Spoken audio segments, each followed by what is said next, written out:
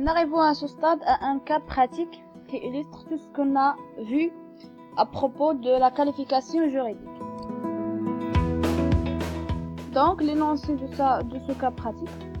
Monsieur X, facteur proche de la retraite, effectue sa tournée de vente de calendrier, comme tous les ans, à la veille des fêtes de fin d'année. Chemin faisant sur sa bicyclette, Monsieur Y, se réjouissant du nulle part, la contraint à lui remettre son uniforme, ses calendriers ainsi que sa bicyclette, en le menaçant d'une arme. Pris de panique, Monsieur X s'exécute. Avant de s'enfuir avec son butin, Monsieur Y l'assommait d'un violent coup à la tête, lui occasionne une incapacité totale de travail de 8 jours. Ainsi pourvu de l'équipement de parfait facteur, Monsieur Y effectue de porte-à-porte auprès des particuliers. Ces derniers, persuadés d'avoir affaire à un véritable facteur, lui achètent les calendriers. Donc, la question qui se pose, d'après ce cas de figure, quelle est la qualification à donner à ces faits et quelles sont les sanctions encourées contre Monsieur Y? Donc, on va d'abord savoir ou tirer les faits qui sont incriminés par la loi pour les qualifier des infractions, pour avoir en dernier lieu les sanctions possibles ou en cours. En l'espèce, Monsieur Y a commis 2 infractions principales. La première consiste à contraindre, sous la menace d'une arme, Monsieur X, pour lui remettre son uniforme, ses calendriers, ainsi que sa bicyclette. La seconde est relative à la vente des calendriers effectuée par Monsieur Y en prenant la qualité d'un vrai facteur pour vendre les calendriers auprès des particuliers. Il convient donc de qualifier ces 2 infractions avant d'exposer les sanctions pénales en cours. Donc, on va tout d'abord tirer les qualifications des différentes infractions. En l'espèce, on peut dire qu'il y a un conflit de qualification entre l'extorsion violente et le vol avec violence. Donc, les éléments constitutifs de l'extorsion violente. L'extorsion est non seulement une remise involontaire, mais une remise forcée. Les éléments propres à l'extorsion violente consistent dans un élément matériel qui suppose qu'il soit obtenu par la violence, la menace de violence ou la contrainte. En l'espèce, il ressort des faits que l'élément matériel de cette infraction est caractérisé, puisque Monsieur Y s'est approprié l'uniforme, la bicyclette et les calendriers de Monsieur X par l'usage de la menace et par la violence. En effet, il a menacé sa victime avec une arme afin d'obtenir la remise de la chose. Et un élément moral qui consiste en une infraction intentionnelle. En l'espèce, on peut affirmer que l'élément moral est également caractérisé puisque le prévenu, Monsieur Y, est tout à fait conscient que sans l'usage de la menace et de la violence, il n'aurait jamais obtenu la remise de la chose. En conclusion, on peut affirmer que les 2 éléments constitutifs de l'infraction d'extorsion violente étant réunis, celle-ci est caractérisée. Donc, on va analyser les éléments constitutifs de vol avec violence. La définition de vol donnée par l'article 505 du Code pénal marocain énumère 4 éléments de l'infraction, à savoir la soustraction, la chose soustraite, la propriété d'autrui et la fraude. Il convient donc d'étudier si en l'espèce ces éléments sont réunis, auquel cas l'infraction sera qualifiée de vol.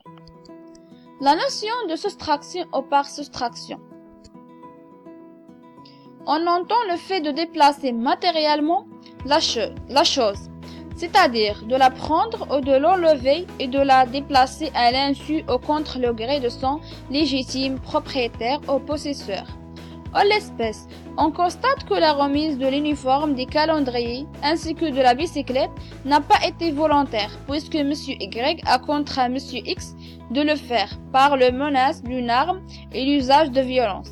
Ainsi, on peut que on peut dire que Monsieur Y a profité de l'âge avancé de Monsieur X. En effet, le facteur était proche de la retraite, donc on peut déduire qu'il est d'un certain âge, donc plus émotif, et qu'il manifesterait peu de résistance. Deuxième élément constitutif de vol, c'est la chose soustraite. L'article 505 du Code pénal se borne à incriminer la soustraction d'une chose sans autre précision. Or, il s'agit d'un terme très vague et imprécis. Ainsi, le mot chose vise les meubles corporels. En effet, la soustraction consiste essentiellement à déplacer. Et les meubles sont par excellence les choses que l'on peut déplacer. En l'espèce, la chose soustraite au facteur entre dans une difficulté de l'application de l'article 505 du Code pénal, puisqu'il s'agit d'une bicyclette, donc d'un véhicule. Tout le problème est de savoir si une bicyclette peut être considérée comme un véhicule. On est alors en présence d'un vol d'usage. En ce qui concerne les calendriers et l'uniforme, on peut dire qu'ils constituent des accessoires de la bicyclette. En effet, si Monsieur Y a volé la bicyclette, l'uniforme et les calendriers, c'est pour se faire passer pour un facteur, afin que les particuliers lui achètent les calendriers. Troisième élément, c'est la propriété d'autrui. Le vol porte sur la soustraction de la chose d'autrui. En l'espèce, on peut dire que Monsieur X n'est pas propriétaire de tout ce qui lui a été dérobé. En effet, il n'est propriétaire que des calendriers. En revanche, la bicyclette et l'uniforme sont fournis par l'employeur et le facteur n'en est pas propriétaire. Mais il suffit que la chose n'appartienne à l'auteur de la soustraction ou de l'infraction pour que l'infraction puisse être qualifiée de vol. Donc, en l'espèce, Monsieur Y a soustrait les calendriers dont Monsieur X est propriétaire et l'uniforme et la bicyclette qui relèvent de la propriété du service public concerné. On peut conclure en disant que la condition prévue par l'article 505 du Code pénal sanctionnant la soustraction de la chose d'autrui est remplie. Le dernier élément constitutif de vol, c'est l'intention frauduleuse.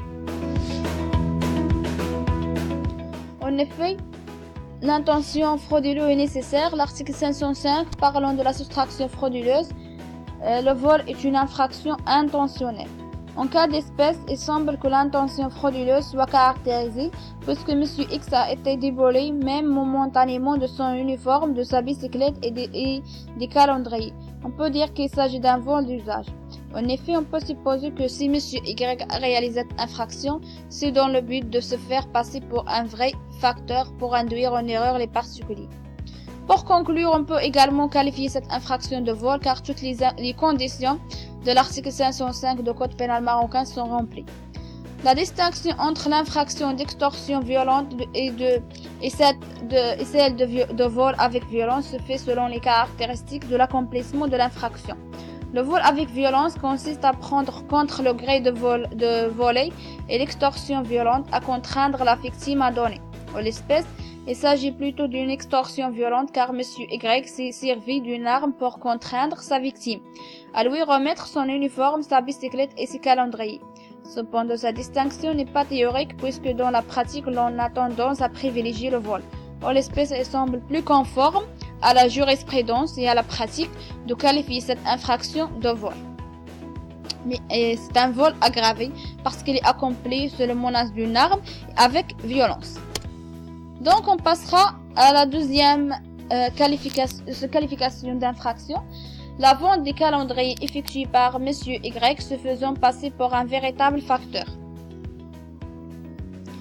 Cette infraction semble correspondre à la définition de l'escroquerie déjà mentionnée dans la partie d'application de la qualification sur une infraction qui est l'escroquerie, donnée par l'article 540 du Code pénal marocain qui dispose que quiconque en vue de se procurer à un tiers un profit pécuniaire illégitime induit astucieusement en erreur une personne par des affirmations frauduleuses ou par la dissimulation de faits vrais ou exploite astucieusement l'erreur où se trouve une personne et la détermine ainsi à des actes préjudiciables à ses intérêts pécuniaires ou à ceux d'un tiers est coupable d'escroquerie.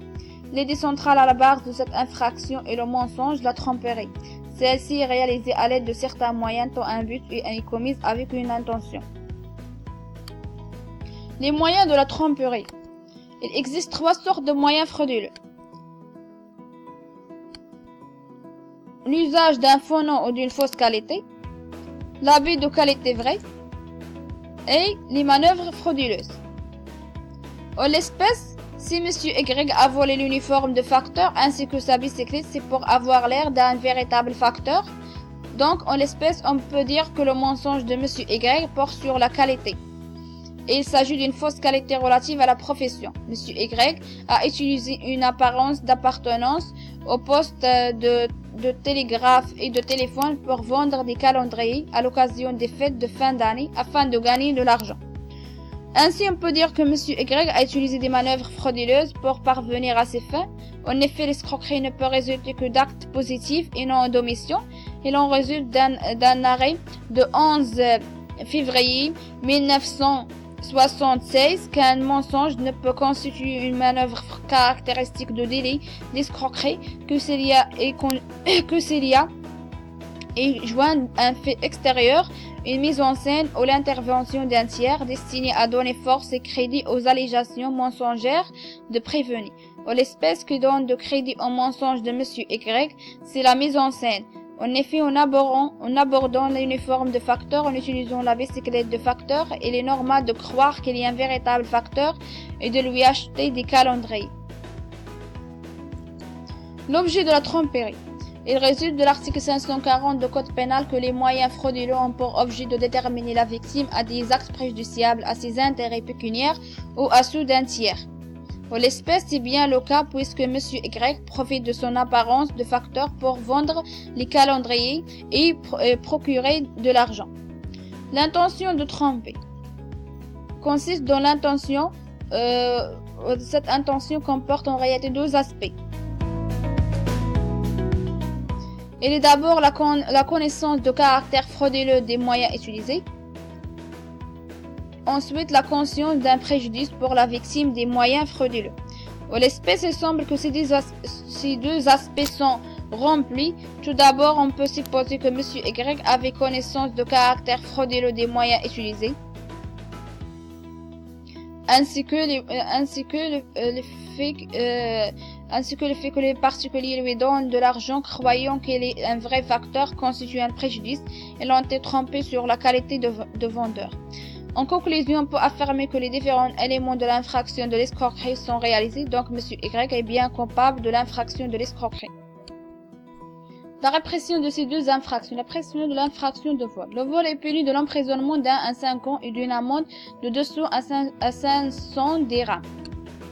L'article 509 énumère les circonstances aggravantes de ce délit puni de la réclusion de 10 à 20 ans. Dans le cas d'espèce, il existe l'une de ces circonstances, à savoir que ce vol est commis avec violence, menace de violence, port illégal de l'uniforme, et ainsi que l'utilisation d'une arme, qui sont punis de la réclusion de 5 à 10 ans selon l'article 510. La réclusion de l'infraction d'escroquerie. L'article 540 du Code pénal prévoit que l'escroquerie est punie de l'emprisonnement d'1 à 5 ans et d'une amende de 500 à 500 000 dirhams.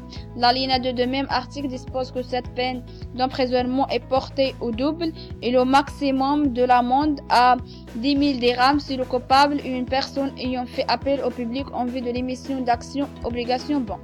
En l'espèce, M. Y a pris la qualité d'un facteur, donc une personne chargée d'une mission de service public, donc il sera condamné de 2 à 10 ans et d'une amende de 10 000 dirhams. Ici se pose le problème de cumul des peines, donc on va appliquer la peine la plus grave qui est la peine de vol aggravé.